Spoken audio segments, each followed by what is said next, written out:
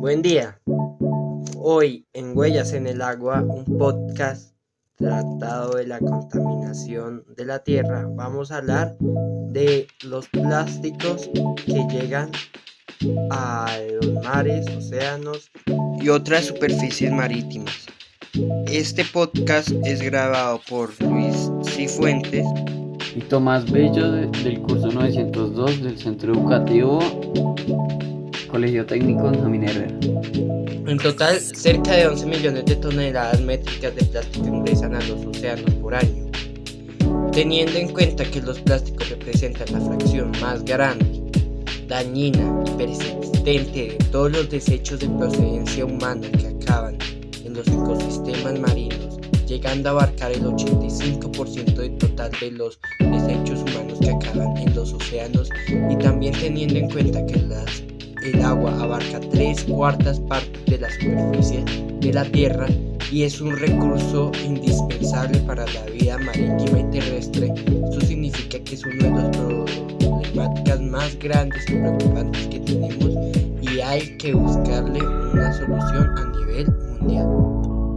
Este es un problema muy grande y que se puede tornar peor, ya que según el informe que se afirma que para el año 2040, teniendo en cuenta que cerca de 11 millones de toneladas métricas de plástico entran a los océanos, en este año se triplicarán los desechos que llegarían al ecosistema marítimo, alcanzando entre 23 y 37 millones de toneladas que llegarían al océano en el año, teniendo en cuenta que el plástico es uno de los elementos que más vida tienen, superando los 200 o 300 años, y que pueden llegar a perdurar hasta 600 años en el ambiente. En este podcast enfatizamos mucho que hay que buscarle una solución a este problema, ya que según informes del PNUMA se producen 400 millones de toneladas de plástico al año, provenientes principalmente de fuentes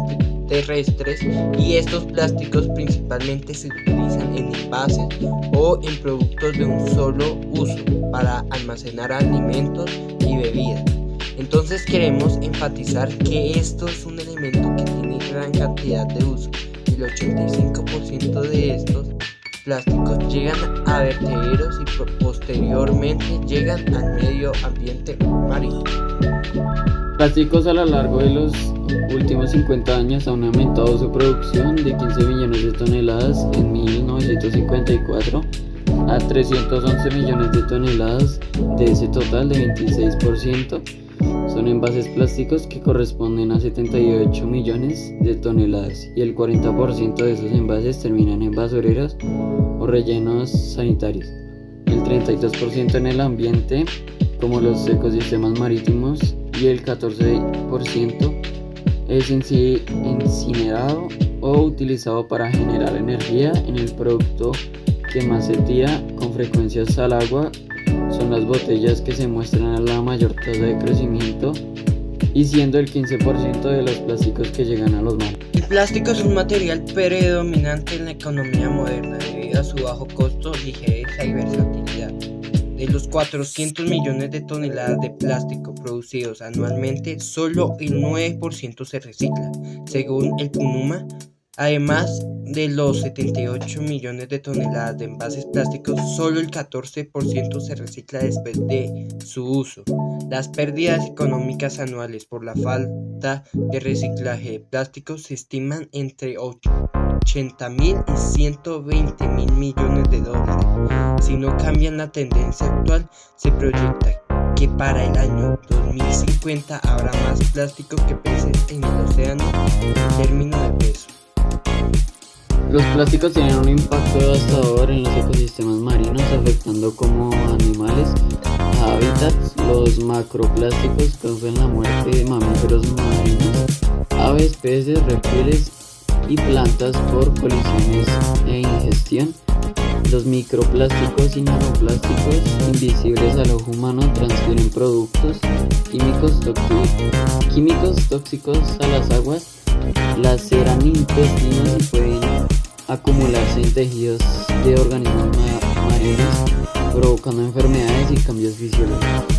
Los plásticos también alteran los ecosistemas, bloqueando el intercambio de gases, dañando organismos marinos clave, reduciendo la capacidad de absorción de carbono y facilitando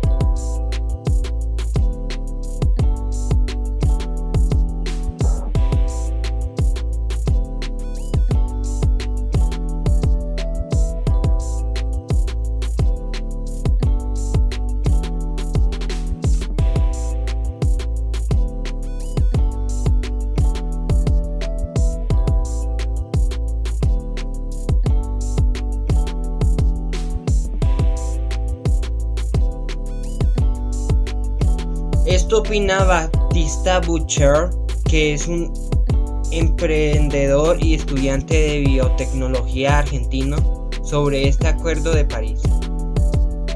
Abro comillas.